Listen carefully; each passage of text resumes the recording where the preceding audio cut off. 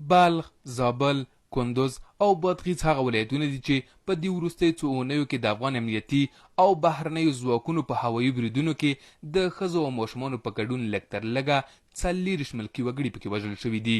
د ملکي وګړو په مرژوبله کې حکومت ګرم بلل کېږي چې هوایي بریدونو کې افغان حکومت ټول مسؤلیت بهرنیو ته ورکړی او حکومت بېوسې شوی دی. په لوی لاس نه غواړي چې وارې کې افغان امنیتي ځواکونه د نړۍ په کچه باندې موږ افغاني متخصصین افغاني ځوانان لرو.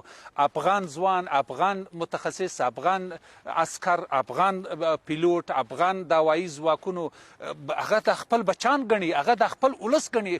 نیوکه بیا پر سیاسیونو دا ده چې ولې د بهرنیو ځواکونو په هوایي بریدونو باندې چپه خوله پاتې دي او که خپل غږ اوچت نه کړي د هوایي بریدونو دغه لړۍ به دوام پیدا کړي. د موږ ټول سیاسي احزاب په شمول د حکومت خاموشي اختیار کړې ده. دا د ملک سره نوره جفا ده.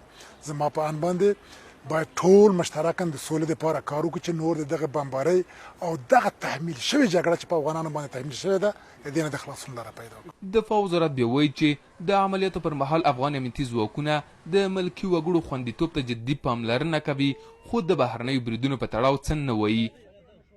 در مجموع حملات هوایی نیروهای هوایی افغانستان به گونه دقیق و خیلی هدفمند صورت میگیره. زمان در یک منطقه نیروهای هوایی افغانستان زمان میخواهند که حمله را اجرا بکنن اون منطقه از هر لحاظ مورد ارزیابی قرار میگیره. زمان 100% مطمئن شوند که در صورت اجرای حمله به افراد ملکی آسیب نمیرسه بعد حمله صورت میگیره. د ملکی وګړو د خوندیتوب لپاره په امنیت شورا کې یوه اداره جوړه شوې چې د ملکی وګړو د وژل کېدو کچه راکمه کړي. هڅه مو وکړه چې په دې تړاو د هغوی نظر هم له ځانه سره ولرو خو د پرله پسې اړیکو سره سره هغوی څه ویلو ته حاضر نشول. تحلیل دا دی که د ملکي وګړو مرژوبله ونه درول شي احتمال شته چې د جګړې اور یو ځل بیا تازه شي.